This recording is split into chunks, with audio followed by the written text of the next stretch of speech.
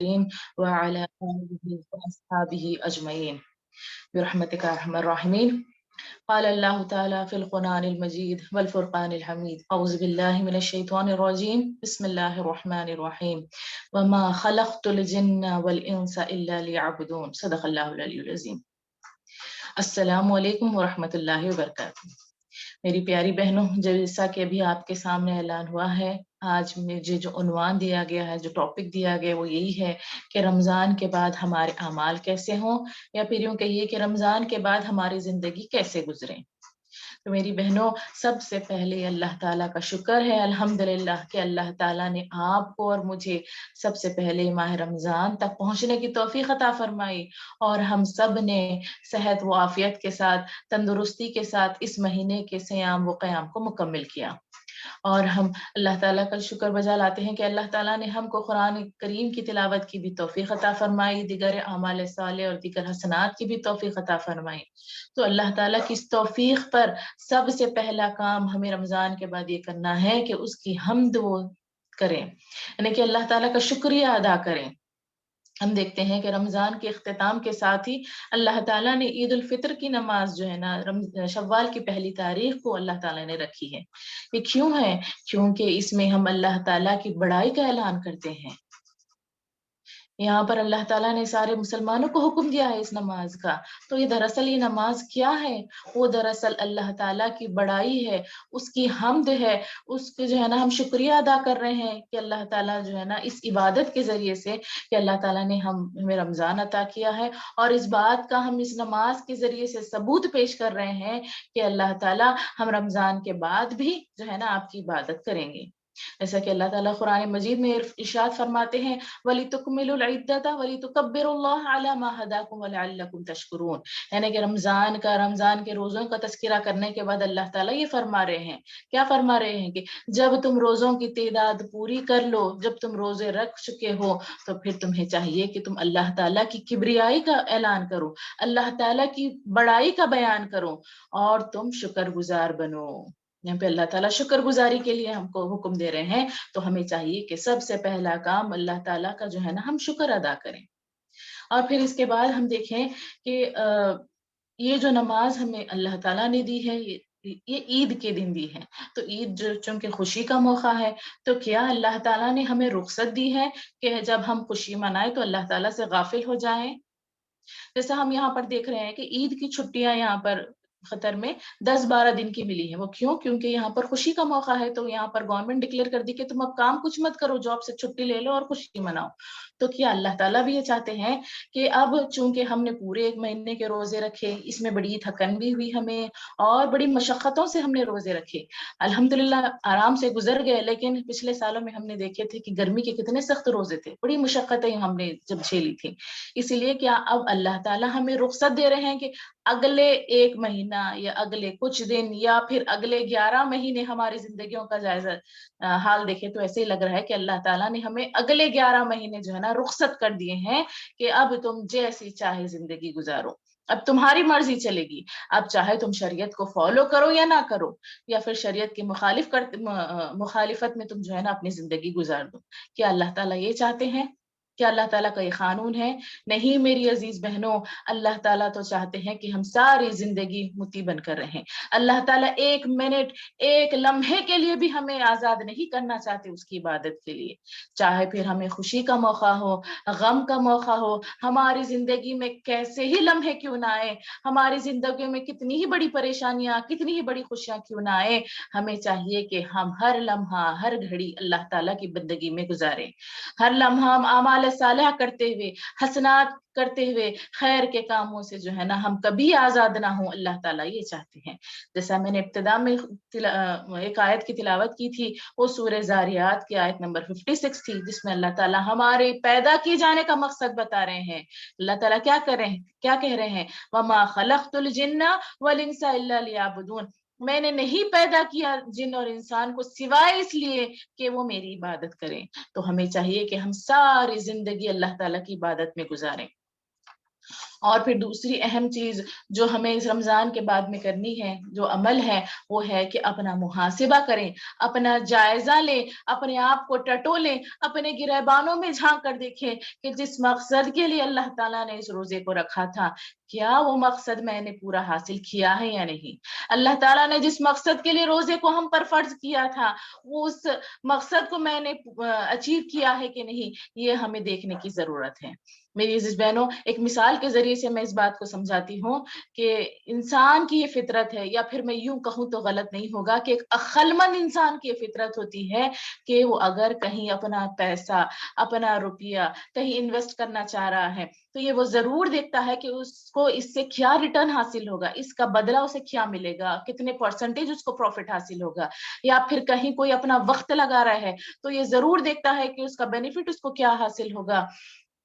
تو پھر وہ وقت گزرنے کے بعد وہ اس کا کیلکولیشن کرتا ہے کہ جو اس کا ایسٹیمیشن تھا، جو اس نے سوچا تھا، کیا وہ اس کو ملا ہے یا نہیں ملا ہے، جو وقت اس نے ان کاموں میں لگایا ہے اس کو اس کا کتنا فائدہ ہوا، وہ یہ ضرور دیکھتا ہے۔ تو میری عزیز بہنوں، جب ہم اتنا اپنا قیمتی وقت ہم اپنی زندگی کا پورا 1 مہینہ یہاں پر لگا رہے ہیں، اور پھر اس 1 مہینے میں بے توڑ جو ہے نا ہم مشقتیں، محنتیں کر رہے ہیں، اللہ تعالیٰ کی عبادت کر رہے ہیں، راتوں کو تراویح کا اہتمام بھی ہو رہا ہے، دن میں روزے بھی رہ رہے ہیں، پھر قیام بھی چل رہا ہے راتوں میں، تو اتنی مشقتیں کرنے کے بعد ہم کو کیا حاصل ہوا، کیا ہم یہ نہیں دیکھیں گے؟ اللہ تعالیٰ نے ہم تو رمضان میں جتنی بھی چیزیں لازم کی تھی، ان چیزوں کا ہمیں کیا حاصل ہوا، ان چیزوں سے ہمیں کیا ہم یہ نہیں دیکھیں گے؟ یہ عقل مند انسان کی نشانی ہے کہ وہ یہ ضرور دیکھتا ہے کہ اس سے اس کو کیا حاصل ہوا ہے۔ تو ہمیں اپنا جائزہ لے کر دیکھیں کہ جس مقصد کے لیے اللہ تعالیٰ نے روزہ رکھا تھا، کیا وہ مقصد کو ہم نے حاصل کیا ہے نہیں؟ اگر کیا ہے تو یہ بہت بڑی خوشخبری والی بات ہے، مبارکبادی والی بات ہے۔ اس کے بعد ہم دیکھیں کہ سب سے اہم فضیلت جو رمضان کی کیا تھی، وہ یہی کہ اللہ تعالیٰ نے اس مہینے میں ایک فرض عبادت کو مقرر کر دیا ہے۔ اس سے بڑی فضیلت اور کیا ہو سکتی ہے رمضان کی، کہ اس مہینے میں اللہ تعالیٰ نے روزے کو فرض کر دیا، ایک جو فرض عبادت تھی اس عبادت کو اس مہینے کے لیے مقرر کر دیا اللہ تعالیٰ۔ تو یہی سب سے بڑی فضیلت ہے رمضان کی۔ اب جب کہ اس مہینے کے گزرنے کے بعد ہمارا یہ فرض ہے کہ ہم اس روزے کے مقصد کو حاصل کریں یا نہیں کریں، اس کا جائزہ لیں، اور جو اس کا جو مقصد تھا وہ پوری زندگی ہم کو لے کر چلنا ہے۔ تو میری اس بہنوں، یہ روزے کا مقصد کیا تھا؟ اللہ تعالیٰ خود قرآن مجید میں فرماتے ہیں، سورہ بقرہ کی آیت ہے جس میں اللہ تعالیٰ فرماتے ہیں کہ میں نے تم پر روزے فرض کر دیے ہیں، وہ اسی لیے تاکہ تمہارے اندر تقوی کی صفت پیدا ہو جائے، یعنی کہ ہم نیکی کرنے والے بن جائیں اور گناہوں سے بچنے والے بن جائیں، جیسا کہ ہم رمضان میں کرتے ہوئے نظر آتے ہیں۔ ہم نیکیوں میں بڑھ چڑھ کر حصہ لیتے ہیں اور گناہوں سے اجتناب کرتے ہیں۔ تو میرے عزیز بہنوں کے آخر تقوی کیا ہے؟ جب عمر رضی اللہ تعالیٰ عنہ سے پوچھا گیا کہ تقوی کیا ہے، کیا چیز ہے تقوی، تو عمر رضی اللہ تعالیٰ فرماتے ہیں کہ سمجھو کہ ایک بہت تنگ راستہ ہے اور آس پاس تمہارے کانٹے دار درخت ہیں، تو تم کس طرح سے اپنے آپ کو، اپنے دامن کو، اپنے کپڑوں کو سمیٹتے ہوئے ان کانٹے دار درختوں سے بچاتے ہوئے اس راستے سے گزرو گے، یہی تقوی ہے۔ یعنی کہ اپنے آپ کو برائیوں سے روکتے ہوئے خیر کے کام کرنا، اپنے آپ کو برائیوں سے روکتے ہوئے صراط مستقیم پر چلنے کا نام ہی تقوی ہے۔ تو روزے کا مقصد یہی تھا کہ ہمارے اندر تقوی کی صفت پیدا ہو جائے۔ روزے کا مقصد یہ بھی تھا کہ ہم حرام چیزوں کو تو چھوڑتے ہی چھوڑتے ہیں، لیکن ہم دیکھتے ہیں کہ حلال چیزوں سے بھی ہم جو ہے نا وہاں پر اجتناب کرتے ہیں۔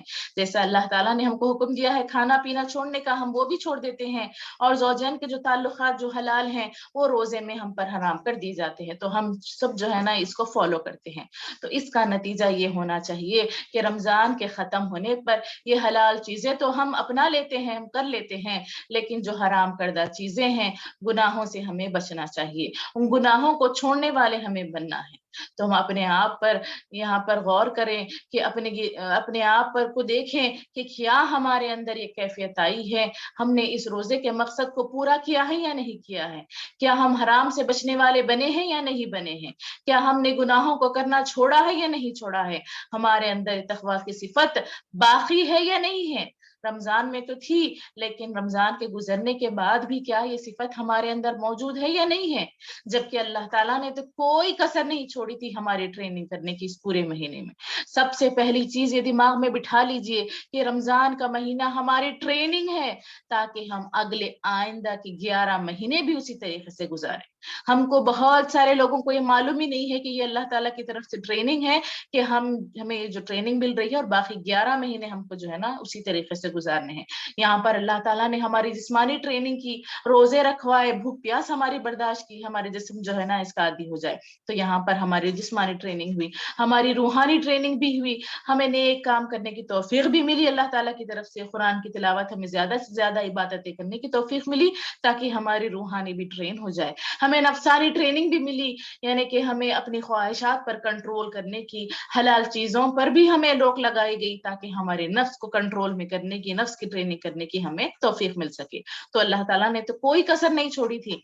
अब मैं इसको एक मिसाल के तौर पर समझाती हूँ कि अगर हमें कहीं कोई जॉब मिल गई है और हमारे पास एक्सपीरियंस नहीं है उस काम के करने का, तो जैसा कि उस कंपनी में हमको ट्रेनिंग दी जाती है 3 महीनों की, 6 महीनों की, या कुछ वीक्स की, या 1 महीने की, तो उसके बाद में हम क्या करते हैं कि जो ट्रेनिंग हमको मिली है उसको फॉलो करते हुए अपनी जॉब करते हैं। अगर हम ऐसा करेंगे, वो ट्रेनिंग को जो दी गई उसको भूल जाए और अपनी मन माना काम वहां पर करेंगे, तो क्या हमें वो कंपनी रखेगी?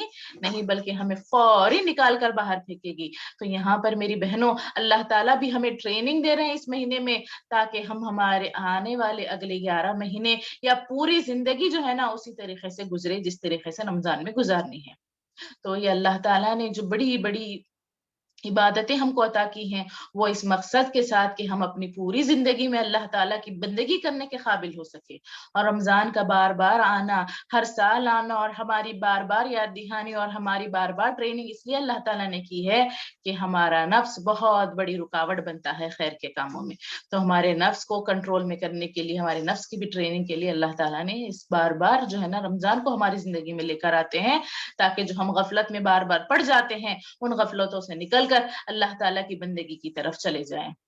और कभी कभी ये नफ्स जो है ना हमारा माबूद भी बन जाता है, जैसा कि अल्लाह ताला कुरान मजीद में इरशाद फरमाते हैं, सूरह फुरकान की आयत नंबर 43 में फरमाते हैं, अराइता मन इत्तखज़ इलाहु हुआ हूँ।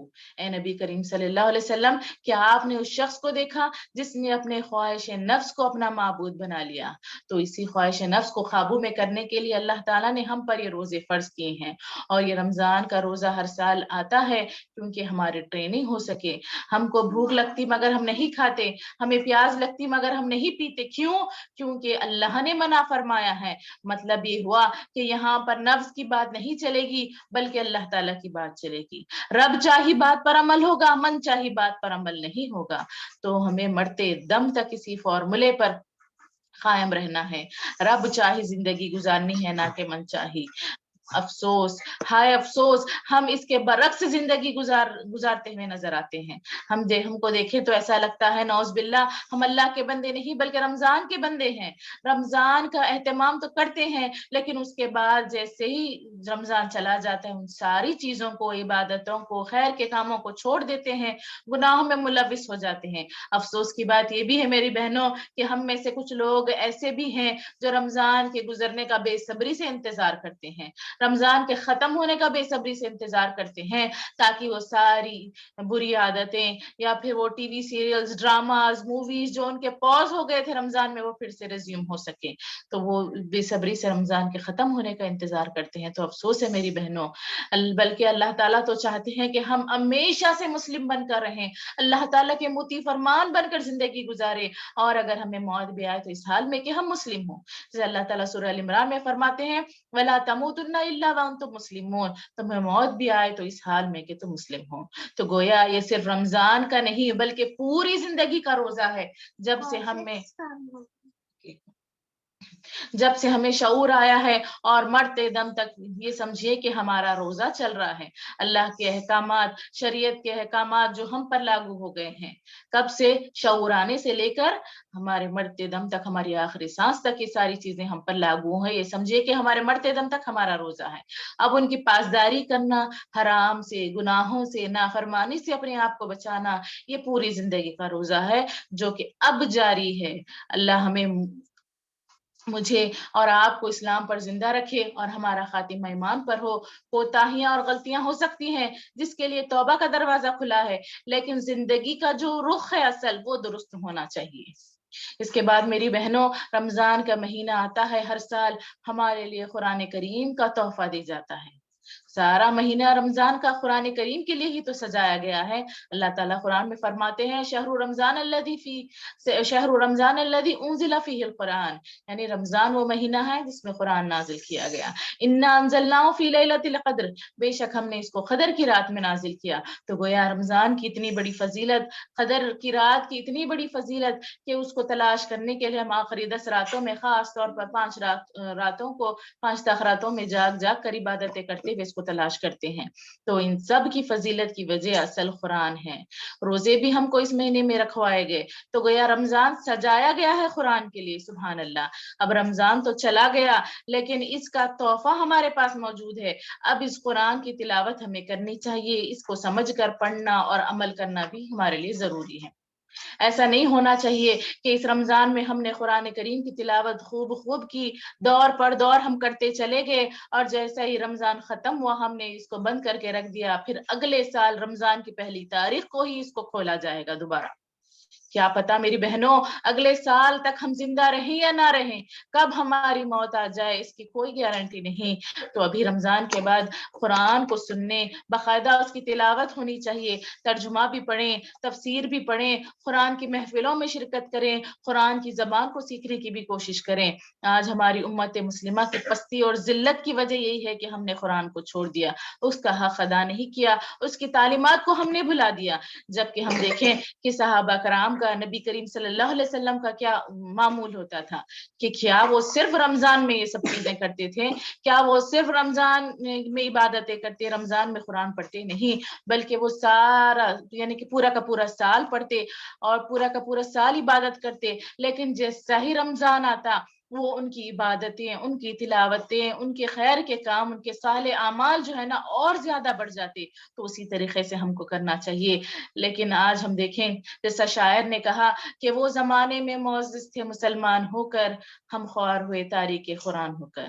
تو ہم جو ہے نا اس قرآن کو پس پشت ڈال دیا، ہم نے قرآنی تعلیمات کو جو ہے نا ہم بھول گئے، تو جو ہے نا پستی اور ذلت ہمارے مقدر بن گئی۔ ہمیں چاہیے کہ ہم قرآن کو مضبوطی سے تھامیں۔ تھامنے کا مطلب یہ نہیں ہے کہ میں قرآن کو لے کر ہاتھوں میں مضبوط پکڑ لوں، بلکہ ہمیں چاہیے کہ ہم اس کو پڑھیں، اس پر عمل کریں، اس کو سمجھنے کی کوشش کریں، اس کے ساتھ اپنے تعلق کو بڑھائیں اور اپنے آپ کو اس قابل بنائیں کہ کل قیامت کے دن یہ ہمارے حق میں سفارشی بن جائے۔ اللہ کرے کہ رمضان ہمارا ایسا مقبول ہو کہ اس کا جو تحفہ ہے اس کے ساتھ ہمارا تعلق پوری زندگی بھر قائم رہے، اور ساری زندگی اس کا تعلق ہماری زندگیوں میں نظر آئے۔ اور کیا ہی اچھا ہوگا کہ ہماری زندگی اس حدیث کے مطابق ہو جائے۔ بخاری شریف کی روایت ہے جس میں نبی کریم صلی اللہ علیہ وسلم فرماتے ہیں کہ تم میں سے بہترین وہ ہے جو قرآن کو سیکھے اور سکھائے، یعنی کہ تم مسلمانوں میں سے بہترین لوگ وہ ہیں جو قرآن کو سیکھیں اور سکھائیں۔ تو میری عزیز بہنوں، اس قرآن کے ساتھ ہمارے تعلق کو مضبوط کرنے کی ضرورت ہے، اس قرآن کو جو ہے نا پڑھنے کی، سمجھنے کی اور دوسروں تک اس کی تعلیمات کو پہنچانے کی ضرورت ہے۔ اس رمضان میں جو ہے نا ہم جتنی بھی عبادتیں کی ہیں، خاص کر کے قرآن، ان کو جو ہے نا رمضان کے بعد بھی جاری رکھیں۔ ایک اور اہم چیز جو رمضان کے گزرنے کے بعد ہونی چاہیے وہ یہ ہے کہ ہم دینی ماحول سے منسلک ہوں، ہم دینی ماحول سے جڑ جائیں۔ اب یہ سوال آپ پوچھ سکتے ہیں کہ اس کی کیا ضرورت ہے؟ تو قرآن میں اللہ تعالیٰ بار بار اس بات کی طرف توجہ دلا رہے ہیں، اور سورہ عصر میں جو ہمارے نجات کی شرطیں بیان کی گئی تھیں اس میں سے ایک یہ ہے کہ وتواصوا بالحق وتواصوا بالصبر، یعنی کہ مل جل کر ایک دوسرے کو حق کی نصیحت اور صبر کی تلقین کرنے والے لوگ ہی خسارے سے بچیں گے۔ یعنی کہ جو اللہ تعالیٰ نے شرطیں بتائی تھی، 4 شرطیں، کہ 4 یا 5 شرطیں ہیں اس میں، کہ کون ہیں وہ لوگ جو خسارے سے بچیں گے، ان میں سے یہ ہے کہ جو ایک دوسرے کو حق کی نصیحت اور صبر کی تلقین کرتے ہیں، تو وہی لوگ جو ہے نا نقصان سے بچیں گے۔ تو رمضان مبارک میں دیکھیں کہ یہ ماحول اللہ تعالیٰ نے ہم کو عطا کر دیا تھا، سبھی لوگ روزہ رکھ رہے تھے، यानी कि सभी नमाज अदा कर रहे थे, फर्ज ही क्या सुन्नत और नवाफिल का भी एहतमाम हो रहा था, तिलावत का भी एहतमाम, खैर के काम हो रहे थे, नेकियों में भी आगे बढ़ रहे थे। तो गोया माहौल वैसा था, तो हमारे लिए ये सब करना आसान था। अल्लाह ताला ने ये माहौल हमको अता किया था। अल्लाह ताला इस माहौल की बरकत से लोगों को खैर की, नेकी की तवक्को दे रहे थे। तो हमें मालूम हुआ कि खैर का माहौल हो तो इंसान के लिए खैर के काम करने, नेकियां करने में आसानी होती है, और बदी से, शर से बचना भी हमारे लिए आसान होता है। अब जब के माहौल तो चला गया, रमजान गुजर गया, अब वो बरकतें तो बहरहाल नहीं है, लेकिन माहौल तो बनाया जा सकता है। एक सोसाइटी के अंदर अपनी सोसाइटी बनाई जा सकती है। किसी शायर ने क्या खूब कहा कि अपनी दुनिया आप पैदा कर अगर जिंदों में से हैं। तो मेरी बहनों, जो फायदा आपको और मुझे रमजान मुबारक में हुआ, तो फिर वो हम क्यों ना इसको जारी रखें। हमें कैसे इज्तिमाइयत से जुड़े, जहां दीन का माहौल हो, जहां खैर का माहौल हो, जहां नेकी करना आसान हो, जहां हमारे लिए जो है ना ईमान की बैटरी चार्ज और रिचार्ज होती रहे, जहां दीन सीखने सिखाने का मौका मिले, हम मकसद साथी हमारे साथ हों। जैसा कि कुरान मजीद में अल्लाह ताला फरमाते हैं, सूरह तौबा की आयत है, वल मुमिनूना वल मुमिनाती बाज़ुहुम औलियाउ बाज़ यअमुरूना बिल मारूफी व यनहाउना अनिल मुनकर। यानी कि अहले ईमान मर्द और औरत, और अहले ईमान औरतों में से, अहले ईमान मर्द और अहले ईमान औरतों में से कुछ लोग ऐसे जरूर होने चाहिए जो नेकी की तरफ बुलाएं और बुराई से रोकें। तो हमको खुद भी इस बात की कोशिश करनी चाहिए कि हम किसी इज्तिमाइयत से जुड़ें, ताकि हमारे अंदर खैर का जज्बा पैदा हो, नेकी करने की आदतें बरकरार रहें, गुनाहों से बचने का जज्बा हमारे अंदर पैदा हो, गुनाहों से नफरत हमारे दिलों में घर कर जाए। अगर हम कहीं किसी लम्हे कमजोर पड़े, तो हमारी एक बहन या हमारा एक साथी हमको थाम ले, हम मिलजुल कर एक दूसरे को हक की नसीहत करें, हम मिलजुल कर एक दूसरे को सबर की तलखीन करें, तो इंशाअल्लाह ये बरकतें पूरी जिंदगी हम महसूस करेंगे। अल्लाह हम सबको दीन इज्तिमाइयत से जुड़ने की तौफीक अता फरमाए। और एक बहुत अहम चीज है मेरी बहनों, वो ये है कि हमारे घरों में भी वैसा ही माहौल बनाने की कोशिश करें जैसा कि रमजान में हम बिल्ड करते हैं। जैसा हम हमारे बच्चों को खास तौर पर रमजान में अल्लाह ताला से जोड़ने की कोशिश करते हैं, हम जैसा कि हम हमारे बच्चों को अल्लाह ताला के करीब ले जाते हैं, कुरान से उनके ताल्लुक को मजबूत करने की कोशिश करते हैं, वैसे ही कोशिश हमको रमजान के बाद बाकी 11 महीनों में गोया पूरी जिंदगी यही अमल करना बहुत जरूरी है। तो मतलब ये हुआ कि हमारे घरों के माहौल को वैसा बनाने की कोशिश करें जैसा कि रमजान में होता है। इसके बाद मेरी अजीज बहनों, कोई अमल साले को बरकरार रखें, यानी कि हम जो है ना डिसाइड कर लें रमजान के आने से पहले या फिर रमजान में, कि मैं इस साल ये चंद चीजें हैं, ये नेक अमाल हैं, अगर खुदा ना खास्ता हमारे अंदर कोई बुरी आदतें हैं, तो मैं उनको डिसाइड कर लूं कि इस रमजान में मैं इसको छोड़ने की कोशिश करूंगी और रमजान में इसको फॉलो करें, और रमजान के गुजरने के बाद भी जो है ना फिर उसके ऊपर जो है ना अमल करते रहें। तो कोई एक ऐसे अमाल साला को मुकर्रर रखें। अब सबसे पहली चीज तो इसमें नमाज है, क्योंकि नमाज हमारी परफेक्ट होना बहुत जरूरी है। तो हम ये, क्योंकि ये नमाज ना सिर्फ रमजान में बल्कि हम पर तो हमेशा फर्ज है ही पूरी जिंदगी। तो रमजान के बाद क्या हमारी ये नमाजें छूट जाएंगी? ईद की नमाज के बाद क्या मस्जिदें वीरान हो जाएंगी? अब क्या सिर्फ जुमा जुमा के दिन लोग मस्जिदों में नजर आएंगे? क्या हम औरतें सिर्फ जुमा के दिन मुसल्ले पर खड़ी होंगी? अस्तगफिरुल्लाह, नहीं मेरी बहनों, रमजान के बाद सारी जिंदगी हमें जो है ना इसको फॉलो करना है, नमाजों को कसरत से हमें पढ़ते रहना है। तो अल्लाह ताला तो कहते हैं सूरह निसा में, अल्लाह ताला फरमाते हैं, इन्ना सलाता कानत अलल मुमिनीना किताबम मौकूत, बिलाशुबा नमाज अहले ईमान पर मुकर्ररा वक्त पर फर्ज की गई है। तो ये ना सिर्फ रमजान में बल्कि सारी जिंदगी हम पर फर्ज है। और पहला सवाल क़यामत के दिन हमसे जो होगा वो नमाज के ताल्लुक से ही होगा, और जिसकी नमाज दुरुस्त होगी उसके बाकी मामलात दुरुस्त होंगे, और जिसकी नमाज में कोताही होगी क़यामत के दिन, उसके बाकी मामलात में भी खुदा न खास्ता बिगाड़ का मामला आ जाएगा। तो अल्लाह हम सब को नमाजों का पाबंद बनाए। गो के दीन के तकाजे बहुत सारे हैं, लेकिन हर साल कोई एक दो अमल तय कर लीजिए कि इंशाल्लाह अगले रमजान तक इस पर पाबंद रहूंगी, सिर्फ रमजान तक ही नहीं बल्कि पूरी जिंदगी में इसको फॉलो करूंगी। تو اس کے ساتھ ساتھ ہم یہ کوشش کریں کہ ہم تہجد کی نماز کا بھی پابند ہو جائیں ہم، کیونکہ یہ نماز تہجد کی نماز جو ہے نا خاص کر ہم نمازوں میں رمضان میں جو ہے نا اس کی پابندی کرتے ہیں، اور جیسا ہی رمضان چلا جاتا ہے پھر تہجد کی نماز کی پابندی ہم سے چھوٹ جاتی ہے۔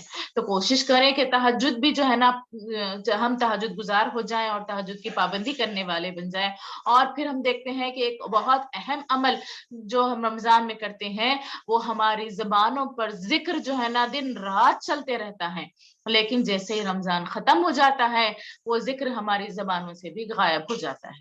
سب سے پہلے میں مخاطب اپنے آپ کی ہوں کہ میرے ساتھ بھی ایسا ہوتا ہے کہ ہم رمضان میں خاص کر ذکر و اذکار کرتے رہتے ہیں، کام کرتے ہوئے، چلتے پھرتے، پکوان کرتے ہوئے، سب کاموں میں جو ہے نا ہم ذکر کرتے ہیں، لیکن جیسے رمضان ختم ہو جاتا ہے وہ ذکر ہماری زبانوں سے غائب ہو جاتا ہے۔ تو کوشش کریں کہ ذکر و اذکار کو بھی جو ہے نا اپنی زبانوں پر جاری رکھیں۔ تو گو چند اعمال کو طے کر لیں، کنٹینیو کرنے کی جو ہے نا کوشش کریں، ہمارا رمضان اعمال کی قبولیت کا ثبوت ہوگا۔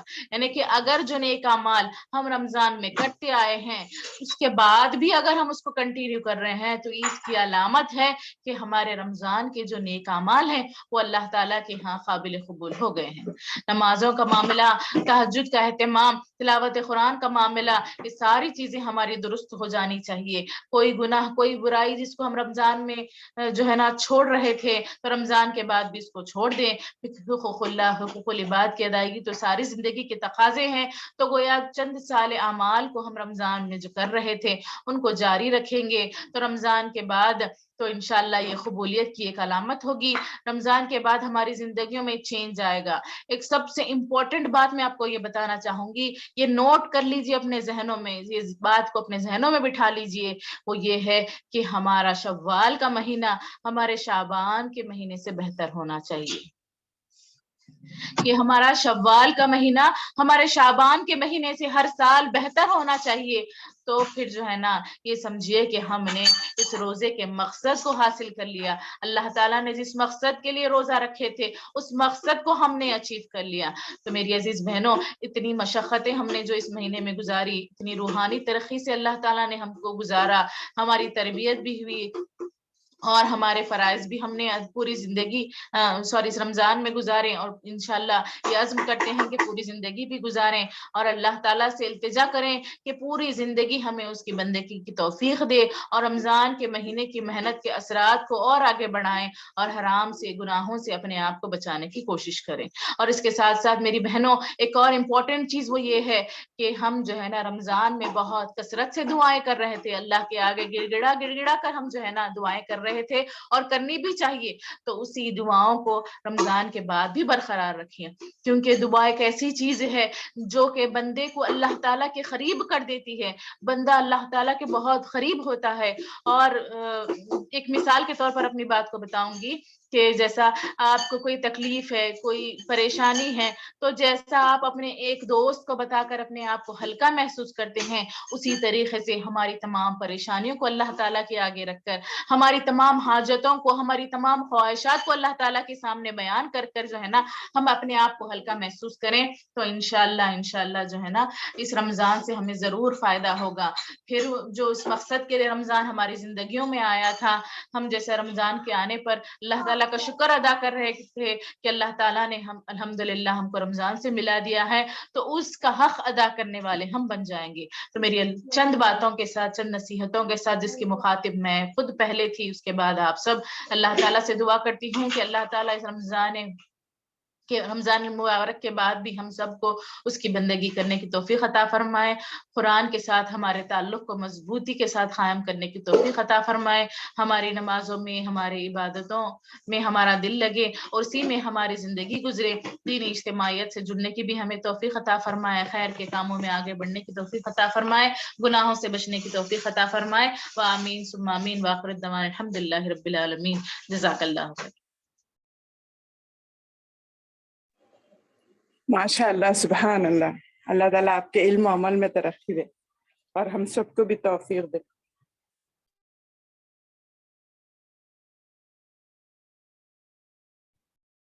آمین ثم آمین۔ جزاک اللہ خیرا کثیرا بہن تسلیم۔ چلے الحمدللہ اور آپ سب کا بھی شکریہ بہنوں جنہوں نے آج اس درس میں شامل ہوئے ہیں. الحمدللہ اللہ ہم سب کو عمل کی توفیق عطا فرمائے. آمین.